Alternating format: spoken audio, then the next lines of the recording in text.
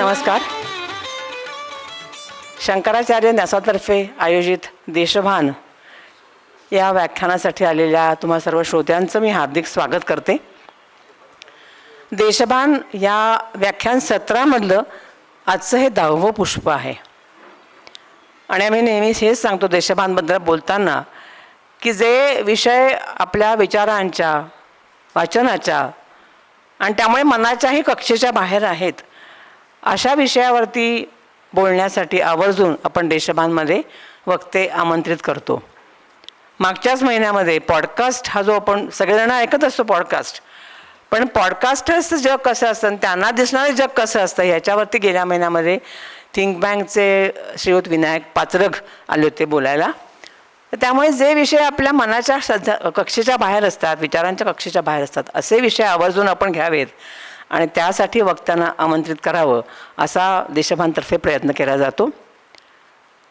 आजच्या भाषणाचं एक औचित्य म्हणजे ज्या सभागृहामध्ये आपण बसलेलो आहोत ते कुर्तकोटी शंकराचार्य सभागृह आणि त्यांच्या नावाने जो नाशिकमध्ये ट्रस्ट कार्यरत आहे त्या डॉक्टर कुर्तकोटींची आज 147वी जयंती आहे आणि त्यामुळे त्यांचं स्मरण करण्यासाठी म्हणून आजचा हा कार्यक्रम आपण मुद्दामून आयोजित केलेला आहे. आज कुर्तकोटींचं स्मरण आपण त्यांच्या गुरूंच्या मार्गाने करणार आहोत.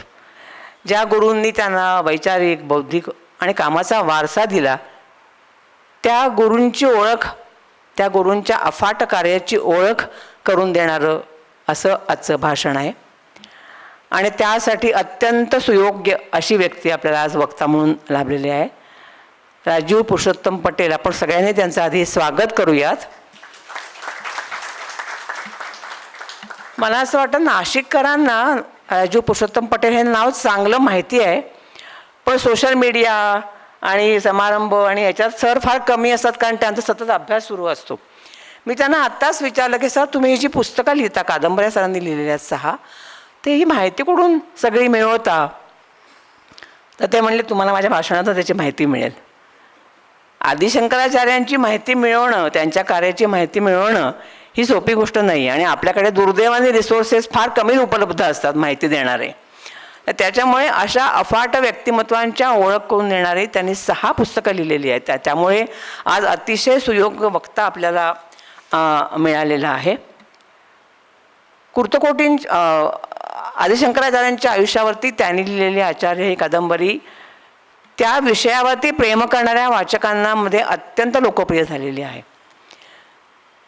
आणि खूप वाचली गेलेली कादंबरी आहे. थोडंसं सोशल मीडियावरती आपण जरी बघितलं तरी त्या कादंबरीची वाचकप्रियता आपल्या लक्षात नक्कीच येऊ शकते. त्यांच्या बाकीच्या पुस्तकांची नावं आहेत वैदिक, याज्ञवल्क्य, शक्तिपीठ, पितामह, लोकनाथ. एकूणच पुस्तकांची शीर्षकं बघितल्यानंतर आपल्या लक्षात येईल की अतिशय मोठा आवाका ज्यांचा आहे अशा पौराणिक आणि आध्यात्मिक व्यक्तिमत्वांचा परिचय करून देणाऱ्या ह्या सगळ्या कादंबऱ्या आहेत आणि एकेका व्यक्तिमत्वाचा शोध घेणं हे खरोखरच शिवधनुष्य पेलण्या इतकं अवघड आहे हे नक्कीच आहे. त्यामुळे ते शिवधनुष्य त्यांनी कसं काय पेललं हे त्यांच्या भाषणातनं आपण आज ऐकणार आहोत. न्यासाचे अध्यक्ष डॉक्टर आशिष कुलकर्णी यांना मी विनंती करते की त्यांनी आजच्या वक्त्यांचं स्वागत करावं, सत्कार करावा.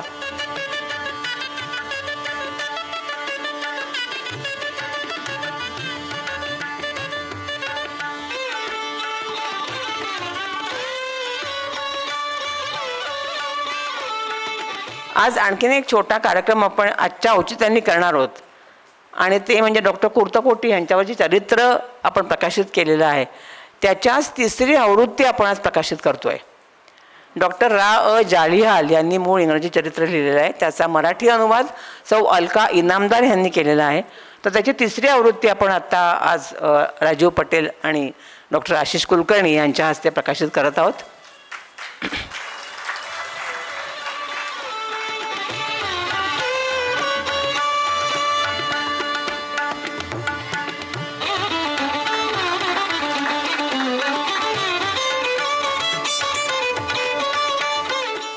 या सभागृहामध्ये आपण नेहमीच येत असतो, संगीत ऐकायला येतो, भाषणं ऐकायला येतो, पण ज्यांच्या नावाने हे सभागृह कार्यरत आहे आणि जो ट्रस्ट कार्यरत आहे तो शंकराचार्य ट्रस्ट नेमकं काय कार्य करतो ह्याचा एक थोडक्यात आढावा डॉक्टर आशिष कुलकर्णी घेतील आणि त्यानंतर आपण भाषणाकडे वळणार आहोत. नमस्कार. वंदनाताईंनी देशभान या उपक्रमासंबंधी आपल्याला थोडक्यात माहिती आणि त्याच्या मागचा विचार दिला.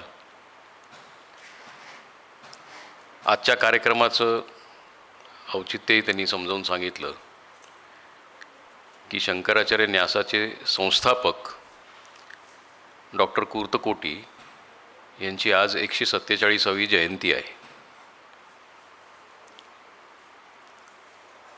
मुळात डॉक्टर कुर्तकोटी हे गोंदवलेकर महाराजांचे शिष्य आणि नंतर करवीर पीठाचे शंकराचार्य म्हणून त्यांची नियुक्ती झाली. 1919, 1920 हे सगळं ते त्यावेळेचा तो काळ आहे.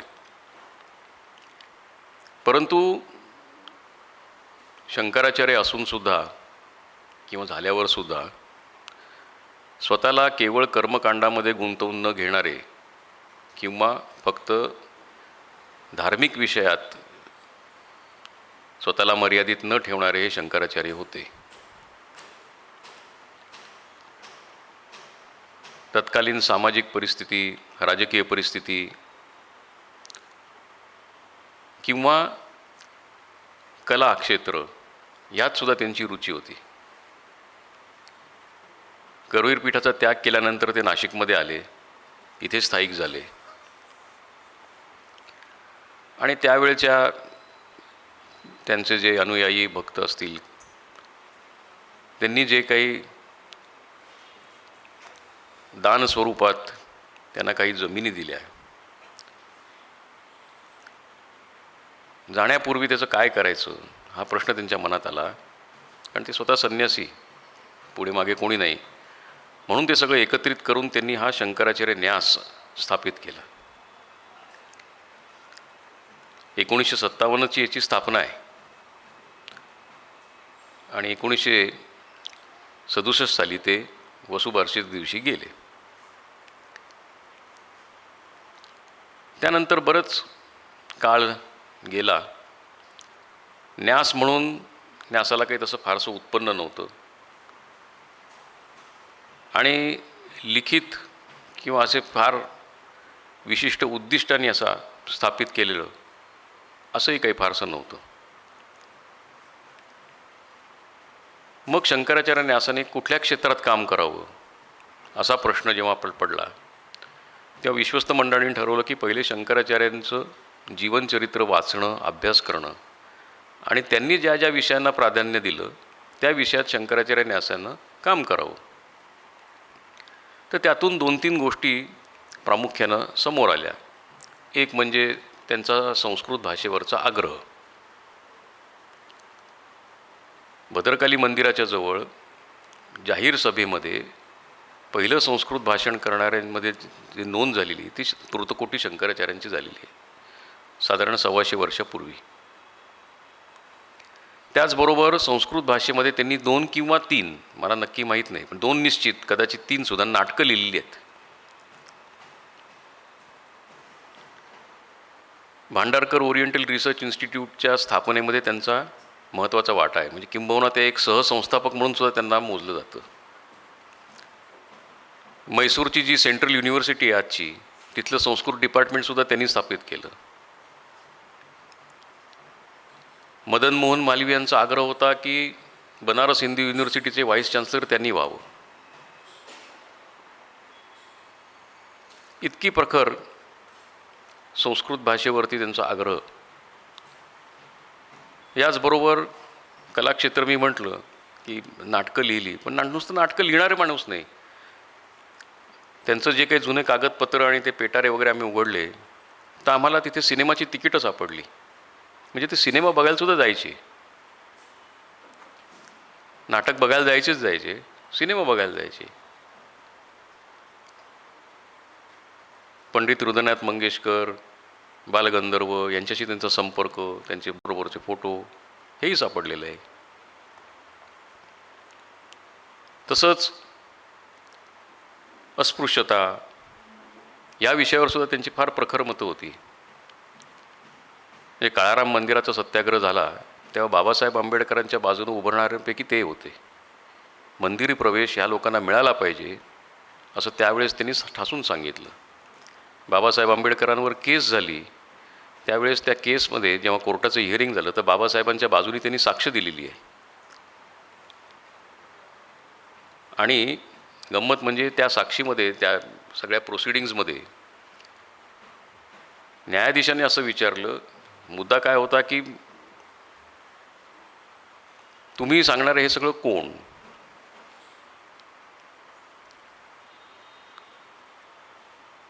तेव्हा त्यांनी स्वतःचं जीवनचरित्र कोर्टाच्या प्रोसिडिंग्समध्ये सांगितलेलं आहे, बऱ्याचशा गोष्टी, की मी कोण आहे आणि मी हे कशावर, माझा सांगण्याची माझी अथॉरिटी ही काय आहे.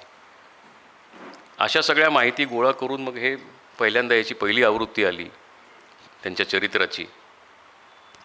त्याच्यानंतर सदानंद मोरेंसारखे लोकांनी आम्हाला काय त्याला काही आणखी एक हातभार दिला, नवीन माहिती गोळा करून दिली.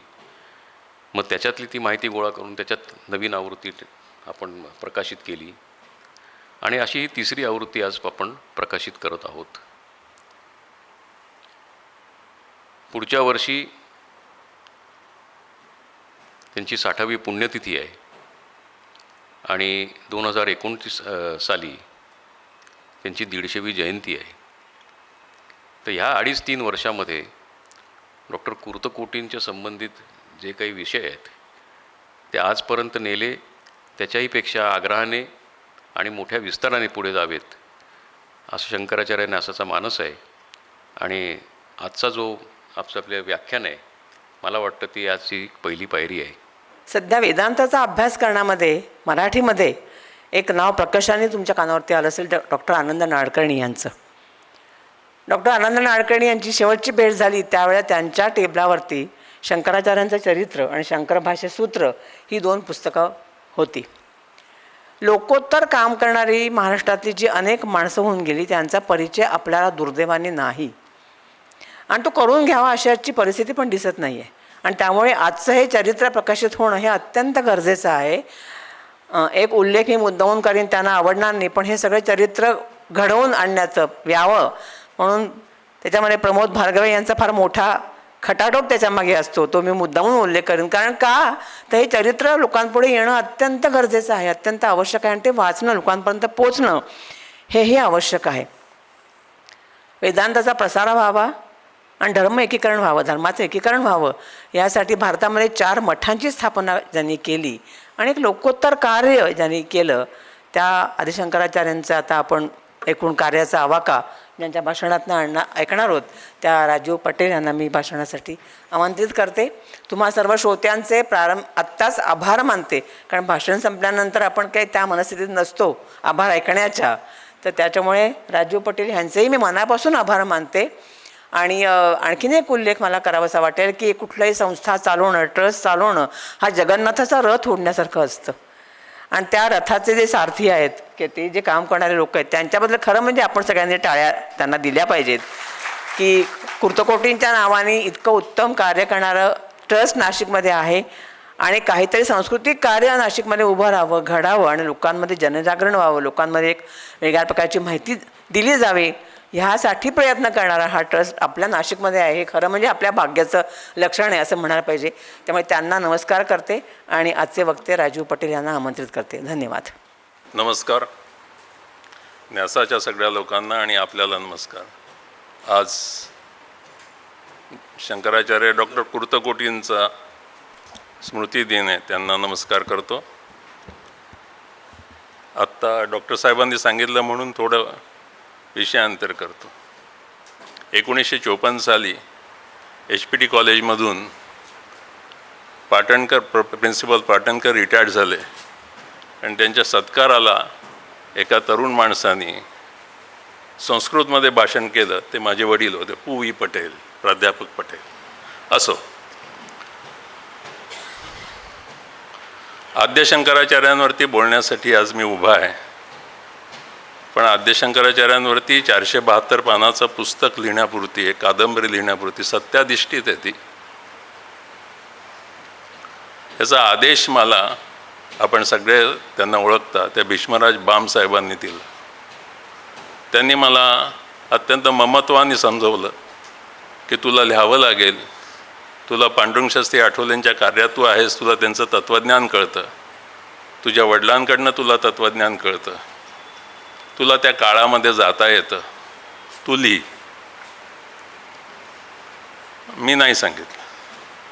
म्हणलं अवघड विषय आहे, अशा याला कोणी ऐकायलाही येत नाही, कोण वाचायला जाणार आहे, कोण लिहित बसेल आणि कोण छापत बसेल. ते म्हणाले नाही, तुला लिहावं. आत्मीयतेने समजवलं. मग त्यांनी प्रेमाने मला धाक दाखवला.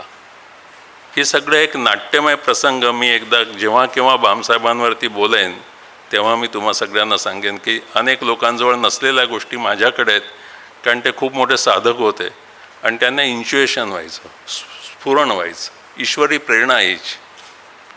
आणि या लोकांना अशी प्रेरणा झाल्यानंतर ते खूप हट्टी होतात. ते तसं म्हणजे तसंच झालं पाहिजे असा त्यांचा दृष्टिकोन असतो. त्यामुळे ते माझ्या घरी 1 तास बसले आणि त्यांनी माझ्याकडनं कबूल करून घेतलं होतं. त्यांना आज मी नमस्कार करतो. माझ्या हृदयात तर पांडुरंग शास्त्री जे आहेत, दादा आहेत, त्यांना तर नमस्कार करणारच आहे. आणि ज्यांच्याकडून मी प्राथमिक शंकराचार्य समजून घेतला ते माझे वडील आता हयात नाहीत, या चौघंही आता कोणी नाही. त्या सगळ्यांना नमस्कार करून बोलतो आहे. मी जर शंकराचार्यांची स्टोरी जर तुम्हाला सांगितली, कथा सांगितली, मला कथाकथन जमेल चांगलं, तुम्ही नाही हलणार इथून. पण इथून जेव्हा तुम्ही घरी जाल ना, ते सगळेच्या सगळं तुम्ही इथे सांडून जाल. आणि मला असं म्हणायचं आहे की तुम्ही घरात तुमच्या नातवांसाठी, तुमच्या मुलांसाठी काही तुषार, अस्मितेचे तुषार घेऊन जावेत. म्हणून मी शंकराचार्यांच्या आधीचा 100 वर्षापूर्वीच्या काळाचं वर्णन करणार आहे. मला 55 मिनटं दिलेली आहेत. माझं घड्याळाकडे लक्ष आहे. मी तुम्हाला उठू देणार नाही, पण मी 55 मिनटात संपवेल. आणि तुम्ही 1-2 जर चुळबुळ करायला लागले तर मी थांबवेन.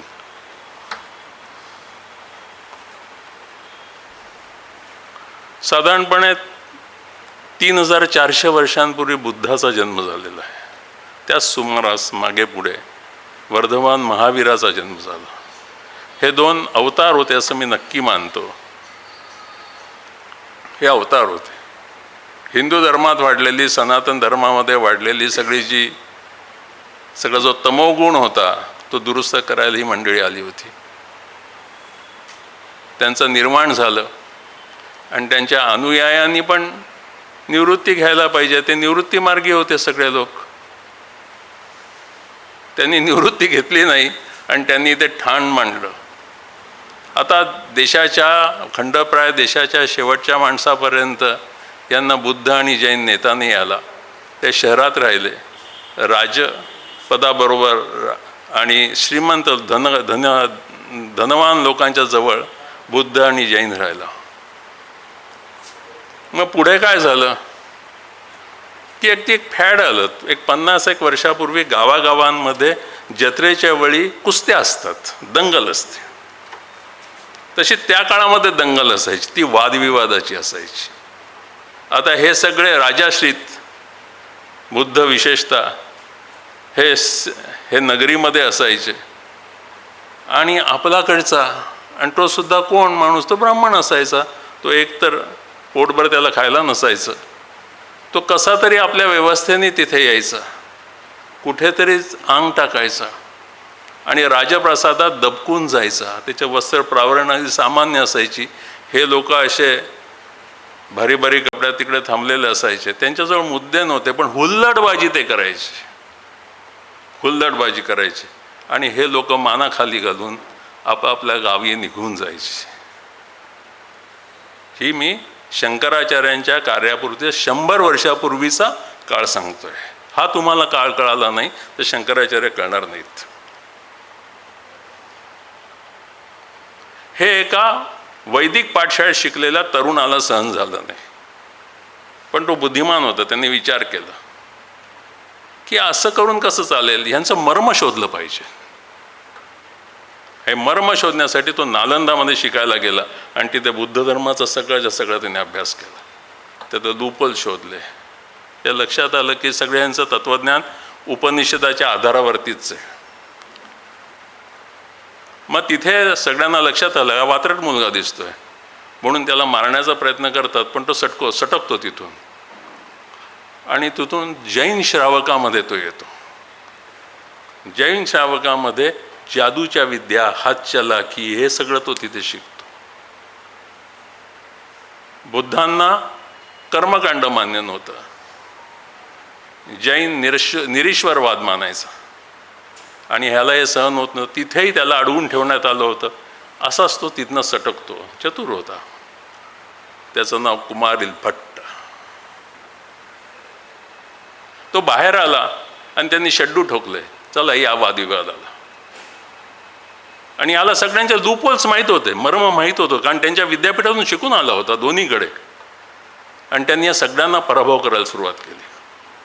त्याचवेळी त्याच्या प्रभावाने त्याचा एक समूह जमला विद्यार्थ्यांचा आणि त्यांनी त्याच्यात आपल्या आपल्या गावांमध्ये असलेली जी पूजा पद्धती ती शिल्लक होती, पण त्याच्यावरती त्यांचा विश्वास नव्हता.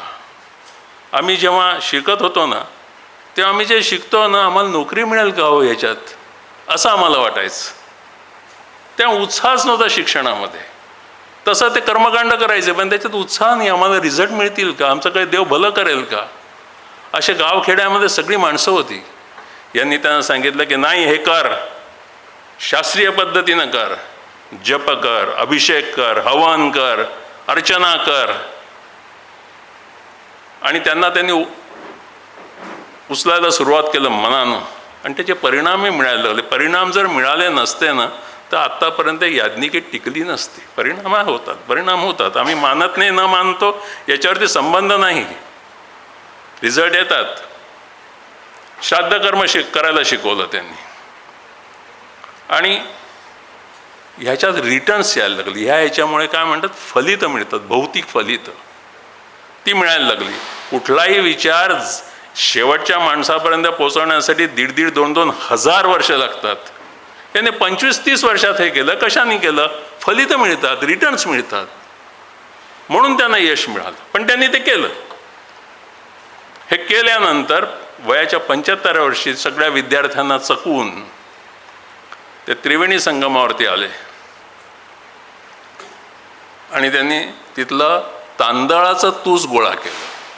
आपल्या इथे जे आपण गाईन म्हशींना जो चारा देतो ना, तो असा पेटवला की पटकन पेटतो. तूस पेटत नाही.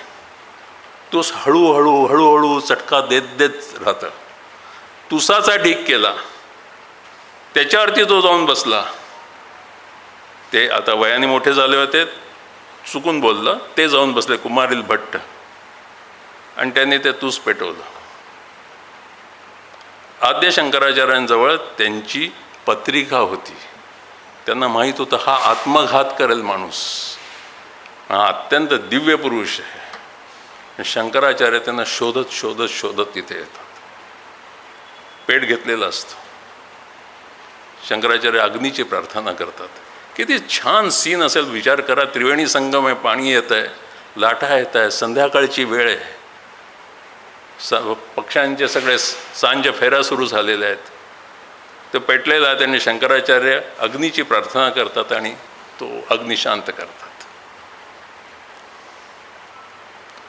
कुमारिल भट्ट डोळे उघडतात. तू माझ्या कामामध्ये व्यत्यय आणलास. हो म्हणे, व्यत्यय आणलाय. चल, निघालात कुठे तुम्ही म्हणे, माझ्याशी वादंग करा. तुमची तर त्याची कला होती, मला तुमचे विचार मान्य नाहीत. तेव्हा कुमारिल भट्ट म्हणतात, बघा आज इथे कोणी विद्यार्थी दिसत नाही आहे. तुम्ही तुमच्या नातवांना मुलांना सांगू शकता. बघा कशी प्रामाणिकता आहे. त्याला हे करायचं, त्यांना हे करायचंच होतं म्हणून बौद्ध याच्यामध्ये गेले, जैन ह्याच्यामध्ये गेले, त्यांच्यात सगळे त्यांचे लूपहोल शोधले, त्यांच्याशी भांडण करायला तयार झाले.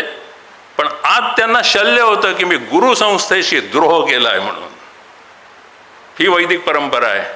त्यामुळे मला माझं वैयक्तिक शिक्षा घेतली पाहिजे. मी केलं ते चूक नाही, पण मला शिक्षा घेतली पाहिजे आणि साधीसुधी शिक्षा नाही, चटके खात खात खात मला मरण पाहिजे. शंकराचार्य प्रभावित होऊन जातात. 1.5 पानाचं फक्त ते लिहिलेलं आहे. मी वाचून नाही दाखवू शकत, कारण वेळेची मर्यादा आहे. मला 400-500 पानाचं मी पुस्तक लिहिलं. कच्ची पानं तर त्यापेक्षा जास्त होती. त्यामुळे मला हे असं तुटक बोलावं लागणार आहे. काही लोक मला म्हणतील की तू लिंकमध्ये बोलत नाही. ते नाही बोलत, ते नाही बोलत, काय करणार? वेळेत तर बसवायचं ना आपल्याला.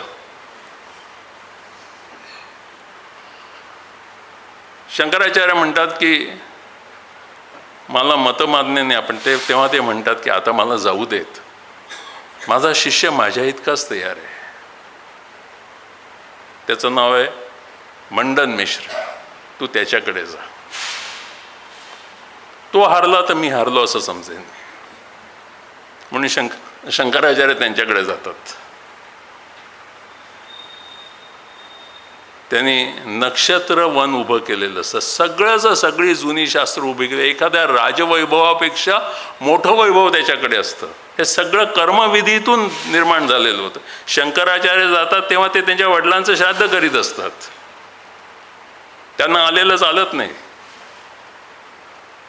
त्यामुळे ती जी शंकराचार्य आणि कुमारील भट्टांची 1.5 पानाची फक्त ती आहे. तुम्ही कधी जमलं कोणाकडनं तर पुस्तकातनं वाचून घ्या. आणि 4-5 पानाचं शंकराचार्य आणि मंडल मिश्रांचा वाद लिहिला आहे, तो एकदा वाचा. मी आता हे सगळं तुम्हाला नाही सांगत. आणि मग ते त्यांना परास्त करतात. 21 दिवस वाद चालला असं म्हणतात. तेवढी करेक्ट नोंद नाही आहे. 21 दिवस वाद चालतं. आणि त्यानंतर ते मान्य करतात की मी तुमचा अनुयायी होतो म्हणून. आता इथे थोडा थांबतो. मी शंकराचार्यांचं कार्य सांगणार. शंकराचार्य म्हणजे आदी शंकराचार्य. हे मी का म्हटलं आधी? मी म्हटलं काय राजीबाई काय सध्या काय चाललंय? म्हटलं शंकराचार्यांवर दिलं. कुठले शंकराचार्य? अरे बाबा, मी म्हटलं आद्य शंकराचार्यांशिवाय मी कोणावरती लिहीन? पण लोक असे प्रश्न विचारतात म्हणून सांगतो. शंकराचार्य म्हणजे आद्य शंकराचार्य. वयाच्या 16व्या वर्षी त्यांनी शंकर भाष्य लिहिलं होतं. ब्रह्मसूत्र, वेदांत आणि भगवद्गीता यांच्यावरती लिहिलेली टीका, याच्यावरती लिहिलेला प्रबंध, तो म्हणजे त्यांनी अद्वैत मत मांडलं. हे सृष्टी एवढी मोठी आहे. तुम्ही एखाद वेळी जर किल्ल्यावरती गेलात किंवा तिथे व्यवस्था आहे ती म्हणजे रायगडावरती मुक्काम केला रात्री, आणि मग वरती बघा, तुम्हाला तारांचे असे थरच्या थर दिसतील. ही सगळी सृष्टी आहे. या सृष्टीमध्ये मी भरून उडलोय. सहस्रशीर्ष पुरुषा सहस्राक्षा सहस्त्रपात स भूमीम सर्वत स्मृत्वा अत्यतिष्ठत दशांगुलम. इतकं सगळं उरून सुद्धा मी 10 बोट उरतो एवढा मी मोठा आहे. हे अनंत आहे आणि अनंत काळासाठीच आहे. त्यामुळे त्याच्यासाठी तुम्हाला एक मर्यादित त्याच्यामध्ये तुम्हाला सगुणता आणता येत नाही. त्यामुळे त्यांचा थिसिस होता, तो त्यांचा रिसर्च होता. पण त्यांनी आयुष्यभर द्वैताचं काम केलेलं, अद्वैताचं नाही.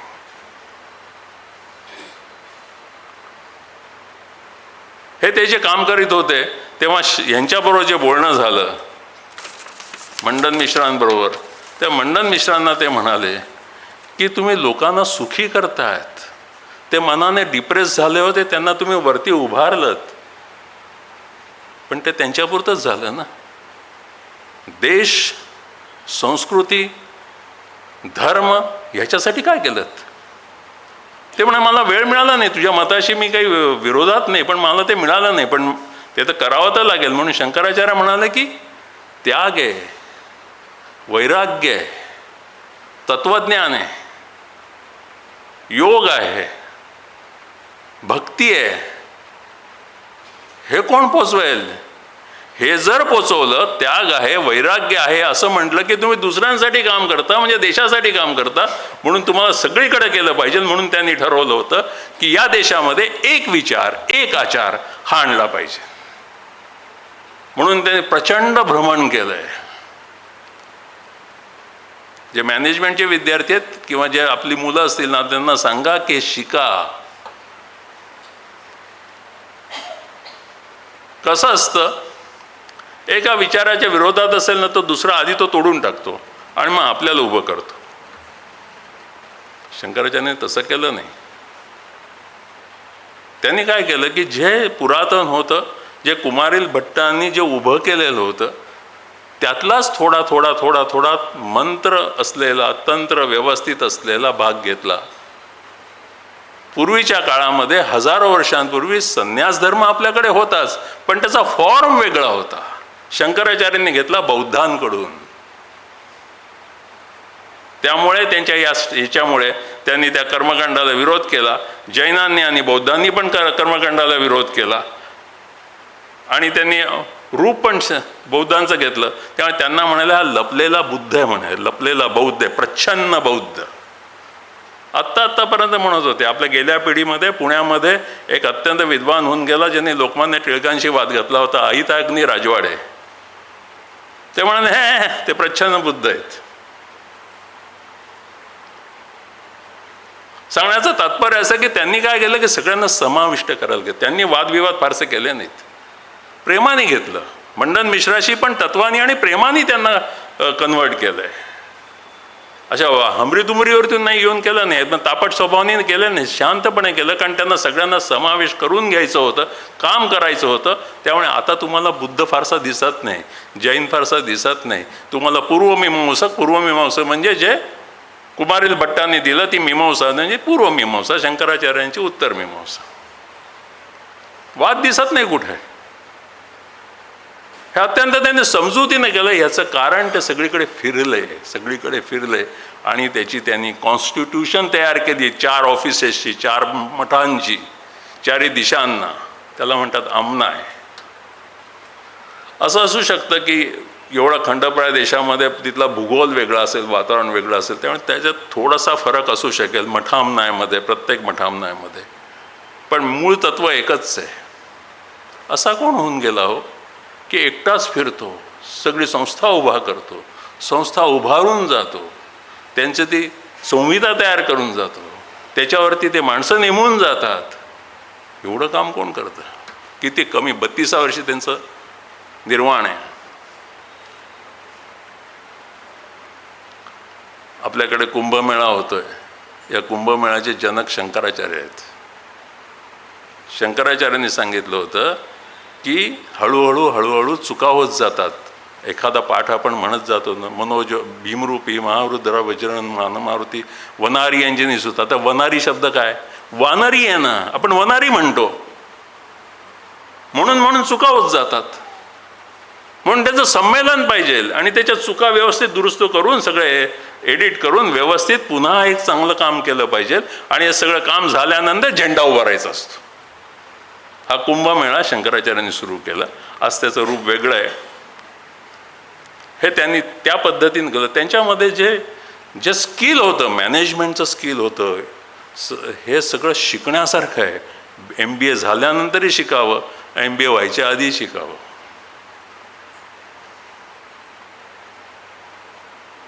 हा देश तयार करण्यासाठीचा त्यांचा जो विचार भाग होता तो कमालीचा श्रेष्ठ होता. आता पूजा पद्धती, ज्या विविध पूजा पद्धती आहेत, त्यांना स्वीकारताना त्यांनी सांगितलं की तुम्ही हे करायचं, त्याला म्हणतात विसरलो ना, पंचायतन, माझ्या विसरत चाललो. पंचायतन पूजा सांगितली. पंचायतन पूजा तुमच्या सगळ्यांच्या घरामध्ये कुमारिल भट्ट बसलेले आहेत. आपण कुमारिल भट्टांना ओळखत नाही, ते देवघरात बसलेले, त्या नमस्कार केला पाहिजे.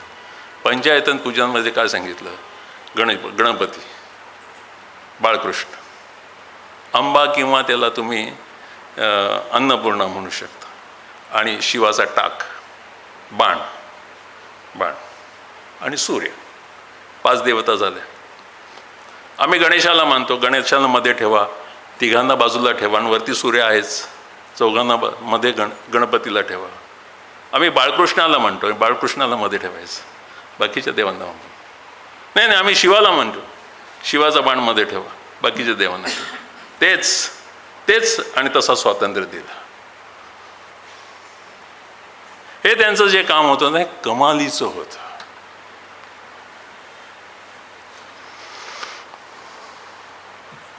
शंकराचार्य असं चालायचे ना, सगळे पायीच चालायचे. निसर्ग छान होता तेव्हा. त्या चालता चालता ते काव्य रचायचे. शेकडोनी त्यांची स्तोत्र आहेत. कालौघात आता त्यांना झालेले आहेत इसवी सन पूर्व 509 वर्ष. कालौघात ते शिल्लक राहिले नाहीत, फार थोडी स्तोत्र शिल्लक आहेत. एक चालता चालता स्तोत्र म्हणायचे. ही स्तोत्र देवांचीच होती, कारण त्यांनी सांगितलं की सगुणोपासनेसाठी ही स्तोत्र म्हणा भावजागृती झाली पाहिजे. जी कर्मकांडाच्या पूर्वमीमांसाच्या पद्धत होती, फक्त तुम्ही बघा ना, तुम्ही श्राद्ध करता, आपण श्राद्ध करतो, कुठे आतून ओलं होतो का? गुरुजी म्हणतात असं करा, तसं करा, तसं करा, पिंडाला हे द्या. आपण ते पटपट पटपट पटपट उरकत असतो. ऑफिसला जायचं म्हणून ठरलेलं असतं म्हणून 1 माळा की 2 माळा की फटफट फटफट जप करून मोकळे होऊन जातो. त्याच्यात मन नाही असतं, त्याच्यात भाव नाही. भाव नसेल तर आत्मिक विकास होत नाही. म्हणून त्यांनी सांगितलं की स्तोत्र म्हणा, तुमचं जे चाललंय ते चालूच द्या. भाव जागृती झाली पाहिजे. एक आध्यात्मिकता या लोकांमध्ये शंकराचार्यांनी आणली, जी ही लुप्त झालेली होती. फार मोठं काम त्यांनी करून टाकलं. आणि हे सगळं करत असताना त्यांना एक संघ करायचा होता, त्यामुळे त्यांनी भक्तीचा प्रभाव वाढवला आहे. ब्रिटिशांनी काय केलं, इंग्रजांनी काय केलं की शंकराचार्यांना खूप अर्वाचीन दाखवला आहे. म्हणजे 8व्या शतकात दाखवला आहे. त्यांना खाईशच्या आधी कोणी होऊन गेलं हे दाखवायचं नसतं. अत्यंत लबाड लोक आहे ना, आपण त्यांना नमस्कार करत असतो. त्यामुळे तसं जर त्यांच्याप्रमाणे तारखा घेतल्या तर कालिदास आधी होऊन जातो, नंतर शंकराचार्य येतात. खरंच तसं जर झालं असतं तर कालिदासाचा प्रभाव वाङ्मयावरती राहिला नसता. शंकराचार्य इतके प्रतिभाशाली होते, त्यांचं काव्य इतकी सुंदर होती, त्यांचं लिखाण इतकं मर्मग्राही होतं की कालिदासाचा प्रभाव राहिला नसता. आज 2500 वर्षापूर्वीच्या सगळ्या गोष्टी आहेत.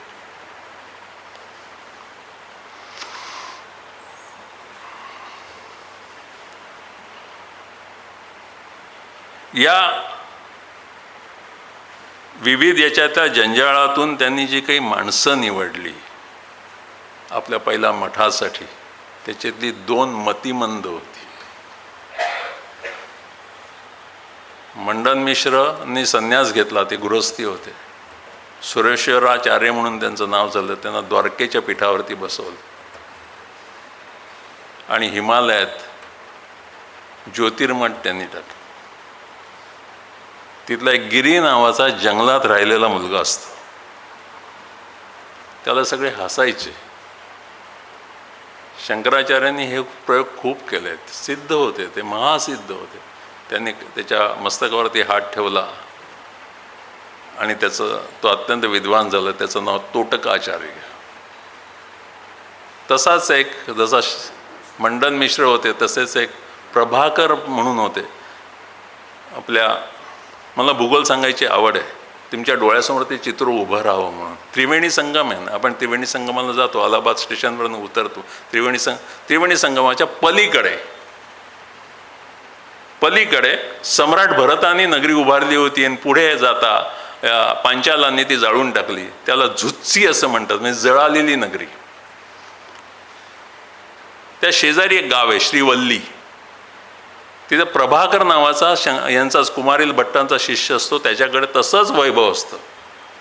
त्याला एक फार खंत असते की मी इतकी पूजापाठ करतोय, इतकी अनुष्ठानं करतोय, मी सगळ्या या पितरांना प्रसन्न करतोय, पण माझा मतिमंद पोरगा तो बोलतो चालतो तेव्हा लडखडत जातो, लाळ गळतीये त्याची, तो बराच होत नाही. तर शंकराचार्य त्याला भेटायला येतात. तो टाळत असतो त्यांना, पण तो शेवटी येतात शंकराचार्य तिथे. त्यांचा मुलगा असा रांगत तिथे येतो. तो त्यांना अडवण्याचा खूप प्रयत्न करतो. शंकराचार्य म्हणून नाही येऊ देत त्याला. आणि त्याला विचारलं, त्याच्या मस्तकावरती हात ठेवतात, तू कोण आहेस रे? तो म्हणे मी ब्रह्म आहे. शंकराचार्य म्हणत बघा, ज्ञानी तुम्ही आहात का हा ज्ञानी आहे? आणि हा शृंगेरी मठाचा पुढे पहिला मठाधीश होतो. एक पद्मपाद म्हणून असतो, त्याला जगन्नाथपुरीच्या इथे त्यांना ठेवतात. ती ठीक आहे, गोष्ट आहे सगळी ती.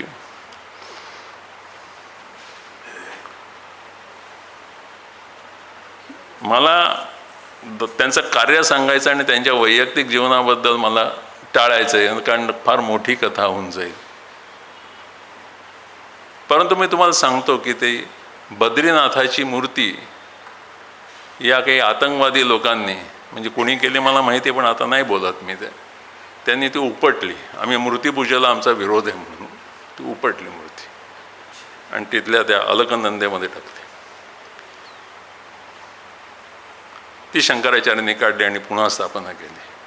तुम्ही सगळे ऐकून घ्याल, पण जे कोणी चारधाम यात्रा करून गेलेले आहेत ते कबूल, त्यांना पटणार नाही. ते अलकनंदेचा स्पीड एवढा आहे तिथे की हत्तीचा कळप जरी आला ना तो उकडून फेकून देतील, इतका पाण्याचा वेग आहे. तिथून हिमनग वाढतात, त्यांच्या हिमनगामुळे कळपच्या कळप चेंदामेंदा होऊन जाईल. त्याच्यामध्ये तुम्ही असा हात घातला ना तशी बोटं कापली जात आहेत असं वाटेल, इतकं थंड असतं पाणी. मग शंकराचार्य उतरले कसे? असा प्रवाह येतो अलकनंदेचा. या इथे ती ही मूर्ती टाकलेली आहे, म्हणजे त्या नारद कुंड असं म्हणतात. ते इथे जर शंकराचार्य उतरले तर वेगामुळे ते पुढे सडकले जातील, म्हणून ते तिकडनं उतरले. त्यांनी अंगाला मेण लावलं. मेण, पूर्वीच्या बायका कपाळाला मेण लावायच्या आणि वरती कुंकू थापायच्या, घराघरात मेण असायचं. ते अंगाला मेण लावलं की तो गारवा लागून नये, तर तिथल्या तिथे माणूस हार्ट अटॅक येऊन मरून जाईल, इतक्या थंड पाणी असतं ते.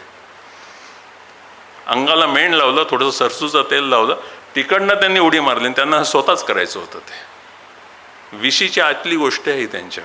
त्यांनी जाऊन ती मूर्ती काढली, मग लोकांनी त्यांना बाहेर काढलं. ते नंतर आजारी पडले, पण त्यांनी ती स्थापना केली. आज जर त्यांनी ती मूर्ती काढली नसती तर बद्रीनाथाला कोणी नसतं गेलं. मी मागे लोकनाथ, माझं या ताईंनी उल्लेख नाही केला, लोकनाथ पुस्तक मी लिहिलं यांच्यावरती, एकनाथांवरती.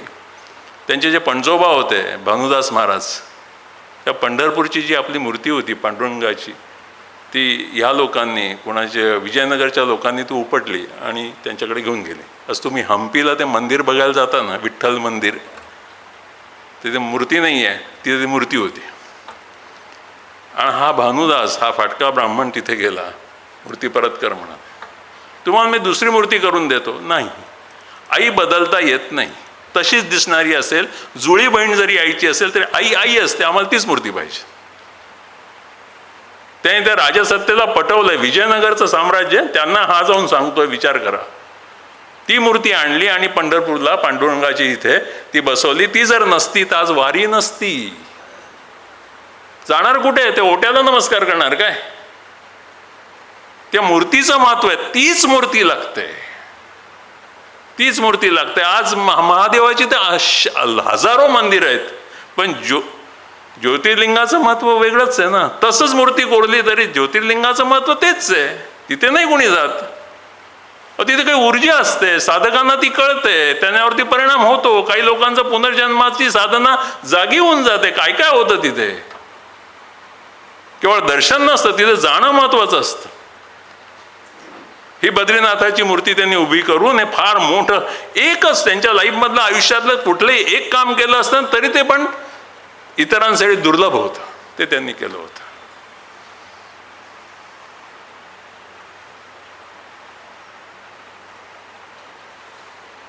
त्यांच्या आयुष्यातला एक भाग असा पण आहे की मंडन मिश्रांबरोबर वादविवाद होत असताना सगळ्या याच्याकडे मंडन मिश्र हार घालतात. मग त्यांची जी जज असते, रेफरी असते, ती त्यांची पत्नी असते. बघा, तुम्ही विचार करा की शंकराचार्यांनी त्या बाईवरती विश्वास ठेवला. मंडन मिश्राची बायको ही त्यांची रेफरी असते. आणि मग शंकराचार्य म्हणून चालेल चालेल, तूच योग्य आहेस, तू बरोबर न्याय निवाडा करशील. सामावून घेण्याची पद्धत आणि त्यांच्यानं स्नेहाने त्यांना वळवण्याची क्षमता त्यांची कमालीची होती.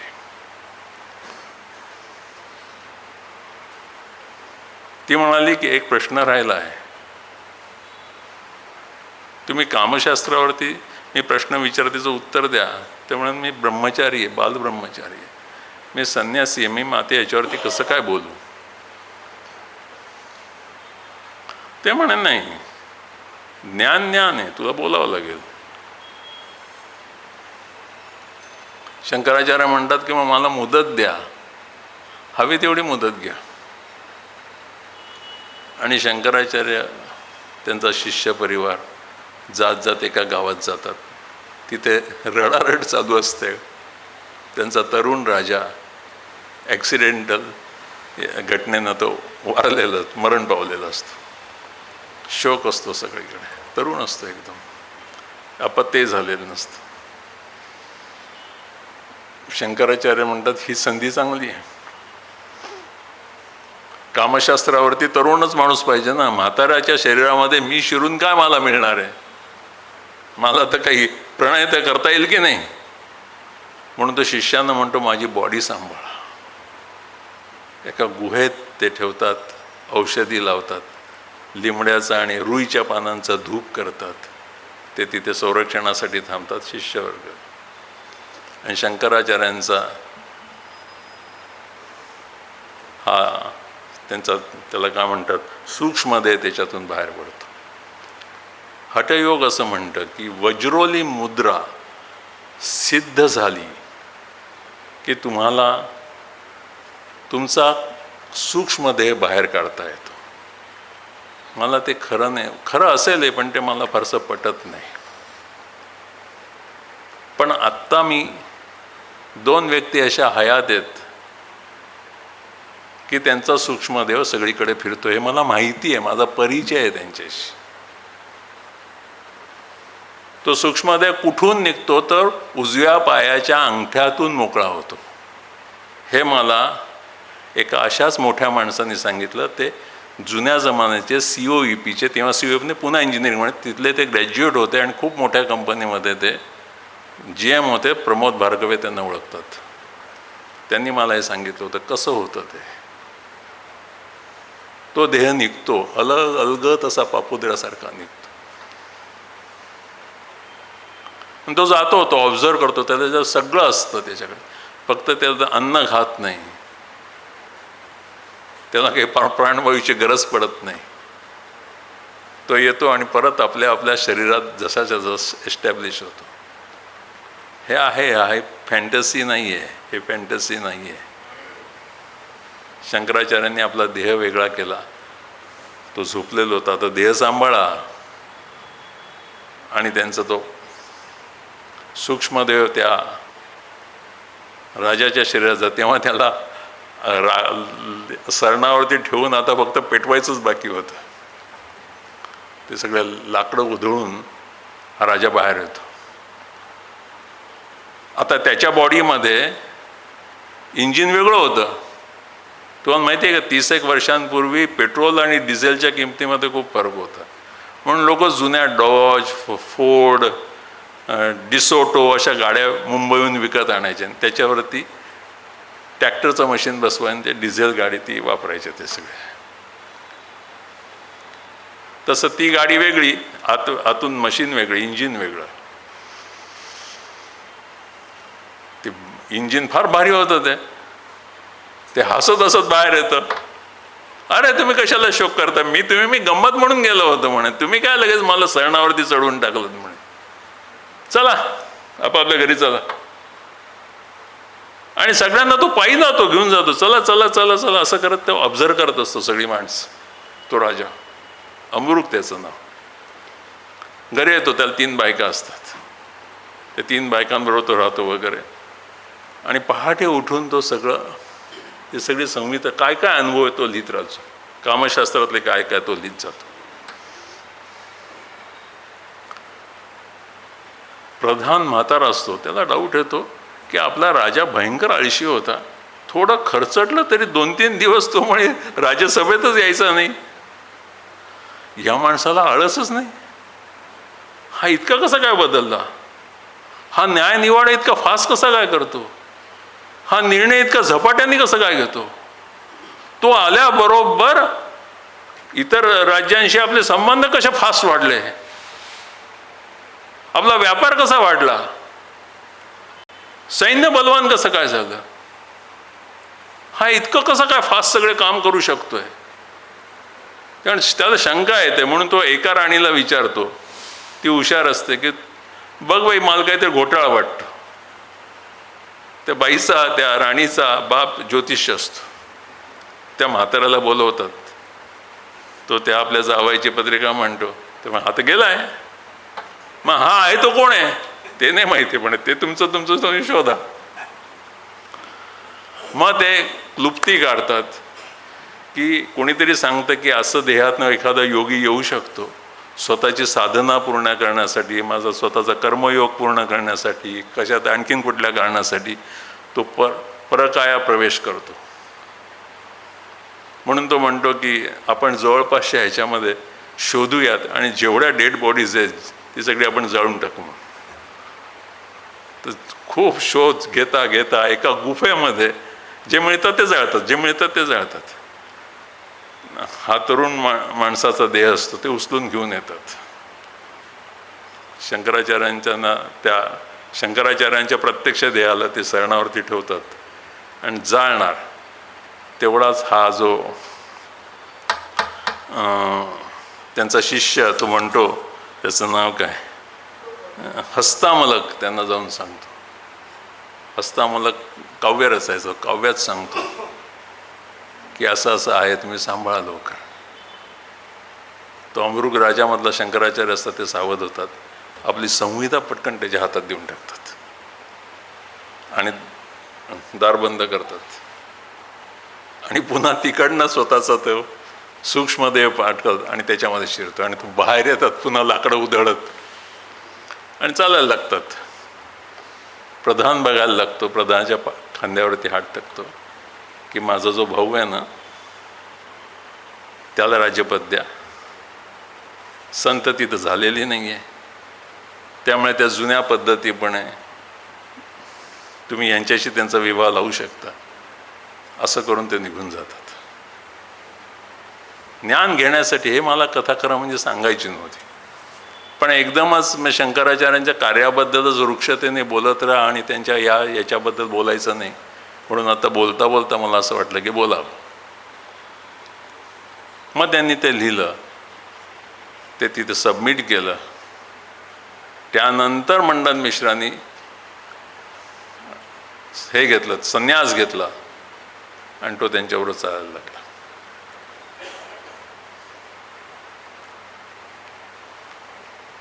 शंकराचार्य 8व्या वर्ष लागायच्या आधीच कालडी येऊन बाहेर पडले. आईला वडील नव्हते. आई एका पंडिताची मुलगी होती, त्यामुळे ज्ञानी होती. ती त्यांच्या घरात पाठशाळा चालायची, तिला माहीत होती. जवळचे खूप जवळचे भाऊबंध नव्हते, सख्खे भाऊ वगैरे कोणी नव्हते. याला सख्खे काका नव्हते शंकराला. माझ्या पुस्तकामध्ये ते कुठून कुठे शिकले, त्यांच्या पाठशाळेमध्ये न शिकता ते म्हणाले मला दुसरीकडे दक्षिणेला जाऊन शिकायचे. तिथे ते शिकले. तिथे ते एका गरीब घरासमोर बघितलं की ते फक्त काहीच नव्हतं घरात. भिक्षाम देई म्हटल्यानंतर एक वाळलेला आवळा, ती बाई जिच्या अंगावरती तरुण स्त्री असते, कपडे पूर्ण नसतात, स्त्रीत्व सगळं झाकता येत नव्हतं, अशी लुकडी अशी बाई येते आणि त्याला आवळा देते. बाळा हे घेऊन टाक, एवढंच आहे माझ्याकडे. शंकराचार्यांचं मन फार कालवा होते. त्यामुळे ते लक्ष्मीची उपासना करतात. त्याला म्हणतात कनकधारा स्तोत्र. ते घराणं अजून आहे कालडीला. मी कालडीला गेलोय. त्यांच्याकडे अजून कसली दात नाही. लक्ष्मीची त्यांच्यावरती कृपा होते. ते पाहिल्यानंतर मग सगळीकडे चर्चा तर होतेच ना. लगेच रिटर्न्स मिळत असतील ना की लगेच लोक येतात. मी म्हटलं नाही की विचार पोचण्यासाठी हजार वर्ष जातात, पण असं काही करायचं असेल तर एक 25-30 वर्षात चित्र बदलून टाकतं. लगेच ते सोन्याच्या आवळांचा पाऊस पडला असं तेव्हा म्हणतात. आता प्रत्यक्ष कोण बघायला गेलेल्या 2500 वर्षांपूर्वी. तुमच्या परवानगीनं पाणी पितो.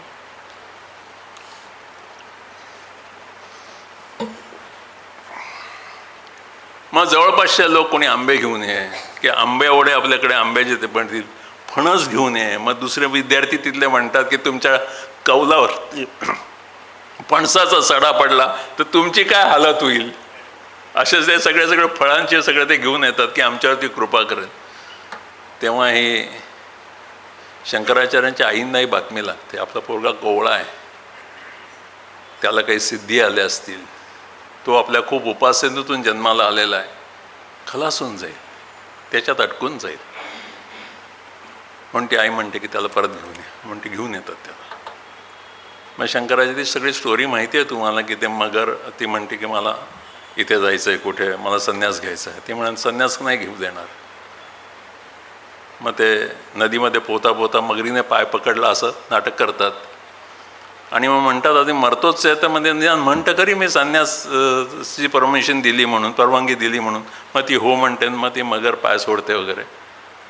ती बाई इतकी कच्ची नव्हती. संसार न करता शंकर यांच्या ज्ञानेश्वरांच्या वडिलांच्या बाबतीत तसंच झालं होतं. संसार न करता एकदम ब्रह्मचर्य आश्रमातून संन्यास घेणं धर्मसंमत नाही. गावातल्या लोकांनी माझ्या वाळीत टाकलं असतं. म्हणून ती म्हणाली होती की तू नाटक कर, मी नाटक आपण करू, तर आपण दोघंजण मिळून नाटक करू. तिला हे माहीत होतं की हा निघून जाणार आहे म्हणून. तिला तसा हाही असतो, तिला तसा आशीर्वादही मिळालेला असतो की फार थोडा काळ तुझा हा मुलगा आहे. म्हणून 8 व लागायच्या आधी शंकराचार्य बाहेर गेले. त्याचा सगळाचा सगळा प्रवास वर्णन नोंदी आहेत. कसं आहे ते सगळं मी माझ्या आचार्य पुस्तकमध्ये ग्रथित केलेलं आहे. पण आता प्रवास वर्णन कुठे मी सांगणार ना. फक्त ते जेव्हा जातात ना तेव्हा त्यांची आई म्हणते की तू मला पुन्हा केव्हा भेटशील. हा म्हणतो तू आठवण कर, मी हजर होऊन जाईल.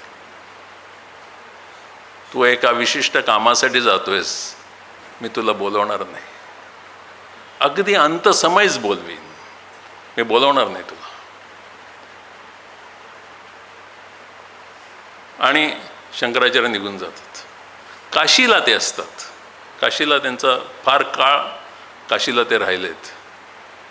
काशी तेव्हाची आणि आजपासून तेव्हापासून ती एक खूप मोठं एक अकॅडमिक सेंटर होतं. म्हणून काशीला राहणं फार महत्त्वाचं होतं. एकनाथ महाराजांनी जाऊन काशीला जाऊन आपला प्रबंध सबमिट केला. म्हटलं त्यांना पेठ्यांमध्ये बसून नव्हतं का लिहिता येत. तर काशीला खूप मोठे असे स्कूल्स होते एज्युकेशनचे. त्यांची मान्यता खूप आवश्यक असायची. त्या शंकराचार्यांच्या आधीपासून होतं. शंकराचार्य तिथे राहत होते. सकाळच्या वेळी ध्यानस्थ बसले. ते म्हणाल की हे ओ राजीव पटेल, ही तुम्ही माहिती कुठून आणली. तर ती काही मी तुम्हाला सांगणार नाही मी कुठून आणली.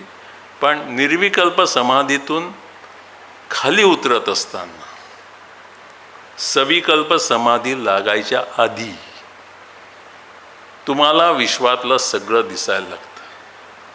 मग गुरु लोक काय करतात, आपल्या शिष्य काय करतात त्यांच्याकडे जाऊन बघतात, त्यांच्यावरती कृपा करतात, ज्याला आवश्यकता आहे तिथे.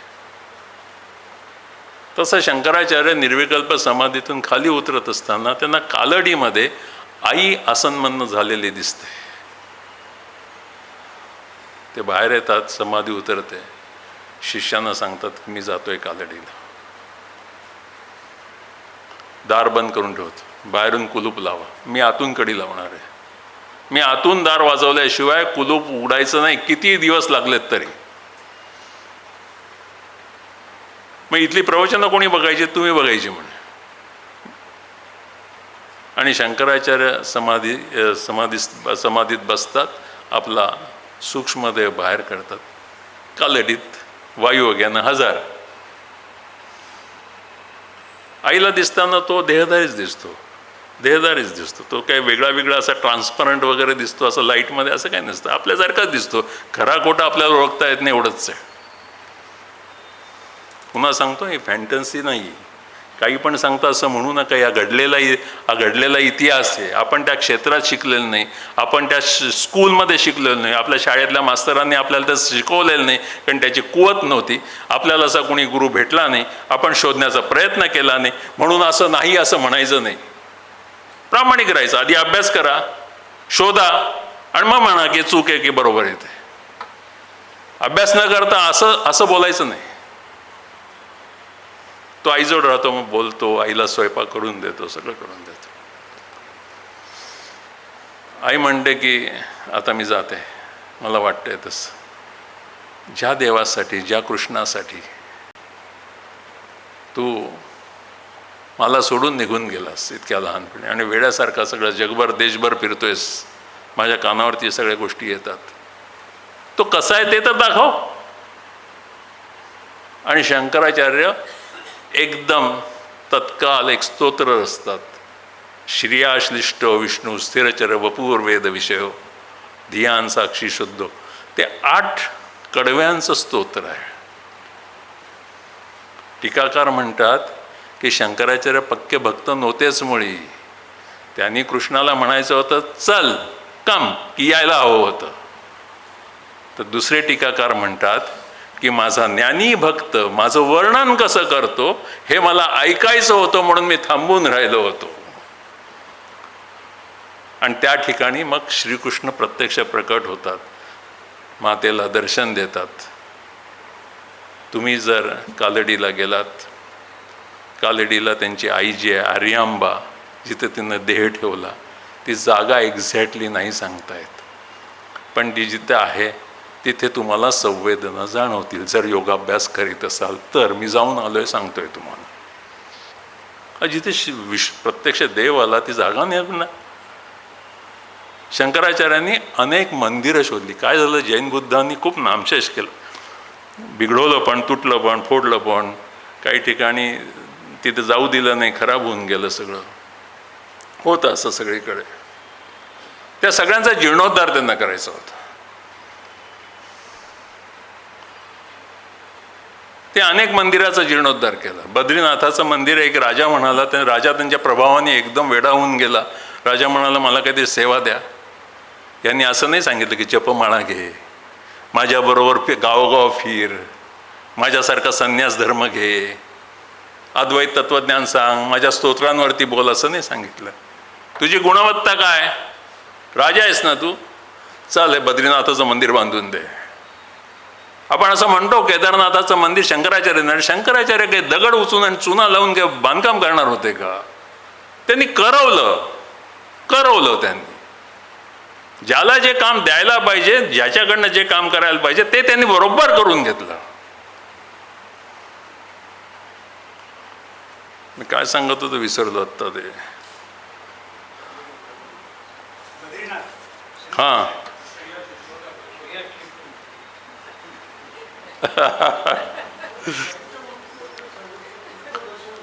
काय म्हणताय? हां बरोबर बरोबर बरोबर बरोबर बरोबर सर, बरोबर, थँक्यू व्हेरी मच. तर त्यांनी मंदिरं सगळी शोधली, जागा शोधल्या आणि त्याचा जीर्णोद्धार केला. ते जर नाही राहिलं तर काय इतिहास राहील, प्रेरणास्थान काय राहील? आता याच्यामध्ये 90 किलोमीटरचा परिघ होता का व्यास होता, मला आता ते लक्षात नाही, कुरुक्षेत्राचा, पण 90 किलोमीटर एवढं माझ्या लक्षात आहे. ते जिथे भीष्मपतन झालं, भीष्म 59 दिवस हयात होते बाण लागल्यानंतर, भूमीवर पडल्यानंतर. त्याच्यातले शेवटचे 30 दिवस त्यांनी श्रीकृष्णाच्या सांगण्यावरती युधिष्ठिराला राजधर्म शिकवला. तेव्हा वर्णन आहे महाभारतामध्ये, व्यासांसहित मोठे मोठे सिद्ध पुरुष आणि ऋषी तिथे हजर होते आणि श्रीकृष्ण त्यांच्या पायाशी उभा आहेत, हे व्यासांनी लिहून ठेवलेलं आहे. आणि हे सगळं सांगितल्यानंतर ते म्हणाले की आता मी चालतो. म्हणून कृष्णाकडे बघत त्यांनी विष्णू सहस्त्रनाम म्हटलं आहे. आता जिथे श्रीकृष्ण आहेत, जिथे व्यास आहेत, जिथे मैत्रेय ऋषी आहेत, अनेक अननोन सिद्ध तिथे उभे आहेत, जिथे याचं प्राकट्य झालं विष्णू सहस्त्रनामाचं, त्या भूमीत ती जागा, याच्यामध्ये काहीतरी शक्ती असेल की नाही, ते ती जागा शोधता आली. कारण अर्जुनाने भीष्माला जवळ बाण मारून त्यांनी खालचं पाणी काढलं होतं, जिवंत पाणी, त्यामुळे पाण्याचं कुंड तिथे आहे. पण जिथे गीता सांगितली, ज्या ग्राउंडवरती गीता सांगितली, ते तिथे थोडं त्यांनी एक दगड ठेवला होता की इथे गीता सांगितली म्हणून लक्षात ठेवायला. ती जागा कोणी शोधली? ती शोधायची कशी? ही शंकराचार्यांनी शोधली आहे. त्यांना तिथे संवेदना जाणवायच्या नाही. या संवेदना साधना करणाऱ्या लोकांना अनेकांना येतात. आपल्याकडे एकदा ढेकणे महाराजांकडे देवाशे एक संन्यासी आले होते, ते त्यांच्या मार्गातलेच होते, शिवोम तीर्थ म्हणून. ते म्हणाले, जेव्हा तुम्हाला तुमच्यावरती योगदीक्षा होते, कुंडलिनी शक्ती तुमची जागी केली जाते, तेव्हा तुमचं जे आसन आहे, तुम्ही जिथे बसता ती जागा आहे, आणि तुमचा जो देह आहे, या सगळ्यांवरती परिणाम होतो. म्हणजे खाली भूमीमध्ये पण होतो आणि वरती आकाशामध्ये पण होतो. ते आकाश सगळं असं डिफ्यूज असतं असं समजू नका. तुमच्या त्या आसनावरती होतो, तुमच्या वस्त्रांवरती परिणाम होतो. त्यामुळे तेच वापरायचे तुम्ही. अधिकारी पुरुष होत, त्यांनी सांगितलं होतं. त्यांना तिथे ते म्हणून गीतेचं स्थान जिथे गीता सांगितली, ज्योतिसर ते गाव आहे, कुरुक्षेत्र मोठं गाव हे गाव आहेत भरपूर, ते ज्योतिसर गाव आहे, तिथे ती जागा आहे. मला पूजनीय दादांच्या कृपेमुळे 2दा तिथे जाता आलं आहे. पहिल्या वेळी तर मी 3 दिवस तिथे जमिनीवरतीच झोपून होतो, तर मला माहिती आहे ती जागा सगळी. ही त्यांनी अनेक देवस्थानांचा जीर्णोद्धार केला, विचारांचा जीर्णोद्धार केला, आचरणांचा जीर्णोद्धार केला, कार्यपद्धतीचा जीर्णोद्धार केला. जीर्णोद्धार म्हणजे आपल्याला काय वाटतं की मंदिराचा दगड निखळला आहे, मूर्ती खराब झाली आहे, त्याच्यावरती लेह द्यायचं, जरा वर्गणी गोळा करा, जरा आपण व्यवस्थित बांधकाम करा, ह्याला जीर्णोद्धार नाही म्हणतो. विचारांचा जीर्णोद्धार असतो, कार्यपद्धतीचा जीर्णोद्धार असतो, शोध असतो. हे केवळ 32व्या वर्षी त्यांनी केलेलं आहे. या गोष्टीचा आपल्याला जर स्वाभिमान नसेल, अभिमान नसेल वाटत, नाही ती जुनी गोष्ट आहे, मग तुम्ही घरात कसला अभिमान बाळगता कसला? कन्व्हे तर करा मुलांना, नातवांना. एवढं तर आपण करू शकतो की नाही?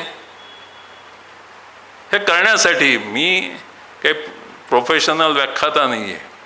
मला लिहायला आवडतं, मला बोलायला आमच्या स्वाध्याय केंद्रामध्ये आमच्या लोकांमध्ये खूप मला बोलता आलं. मला काही तशी बोलण्याची खूप हौस असते असं नाही, पण या दृष्टिकोनात नाही जर परत गेलं, हे जर पोचलं, म्हणून तर मी म्हटलं ना की बामसाहेबांना मी नाही म्हणत होतो, इतक्या मोठ्या माणसाला मी नाही म्हणत होतो. 1 तास त्यांनी माझं डोकं खाल्लं असं म्हणून आहे, पण त्यांनी 1 तास मला समजावलं आणि करायलाच लावलं. पण मराठीत चांगलं पुस्तक नाही आहे शंकराचार्यांवरती. आहे ते भ्रांत आहे. तत्वज्ञान आलं पाहिजे, कर्मशीलता आली पाहिजे, हे सगळं काही आलं पाहिजे त्याच्यात. ते एक राष्ट्र, एक संस्कृती ही उभी करण्यासाठी एक विचार, एक आचार पद्धती ही सगळी त्यांनी दिली. त्याच्यासाठी केवढं पर्यटन त्यांनी केलं, केवढे फिरले, त्याचं ऑफिसेस केली, ज्याला आपण मठ म्हणतो शंकराचार्यांचं. कितीतरी मंदिरांचा जीर्णोद्धार केला, कितीतरी विचारांचा केला. मी खूप थोडक्यात आपल्याला सांगितलं. जे अमृक राजाकडच्या ज्या गोष्टी आहेत ते तुम्ही प्रत्यक्ष वाचा, मला सांगता नाही येणार. मंडन मिश्रांचा आणि त्याचा वाद आहे, तुम्ही वाचा, मला आता तेवढा वेळ नाही. कुमारिल भट्ट आणि त्यांचा संवाद वाचा. फार मोठा माणूस होता कुमारिल भट्ट. त्यांनी जे लिहिलं त्याला पूर्वमीमांसा म्हणतात, शंकराचार्यांनी दिलं त्याला उत्तर मीमांसा म्हणतात. अत्यंत आदरणीय, अत्यंत या युगातला इतका मोठा पुरुष, इतकी 2 मोठी पुरुष, त्यांना नमस्कार केल्याशिवाय वैदिक संस्कृती, सनातन संस्कृती, हिंदू संस्कृतीचं नावच घेऊ नका तुम्ही, जोपर्यंत यांचा अभ्यास करत नाही तोपर्यंत. मी चांगलं सांगतोय असं नाही आहे, आपण खूप सज्जन आहात. त्यामुळे एकच व्यक्ती आत्तापर्यंत उठली आहे, बाकी कोणी उठलेलं नाही. मी आपल्याला नमस्कार करतो. धन्यवाद. वेळ संपला आहे.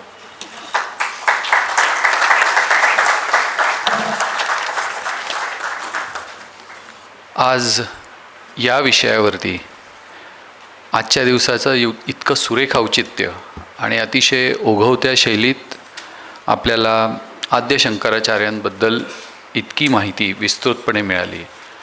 मला असं वाटतं की आपण एकदा आजच्या व्याख्याते आपले सगळ्यांचे लाडके राजीवजी यांच्याबद्दल कृतज्ञता व्यक्त करू आणि एकदा जोरदार टाळ्या वाजवून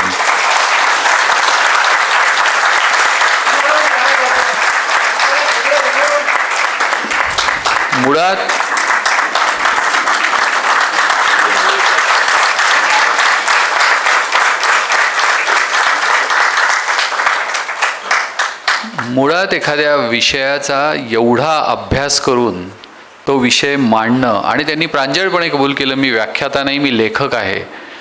परंतु त्यांच्या बोलण्यातनं पदोपदी त्यांचा अभ्यास डोकावत होता, आणि त्यामुळे मला असं वाटतं की आजच्या दिवसासाठी ते अतिशय सुयोग्य असे व्याख्याते आपल्याला लाभले.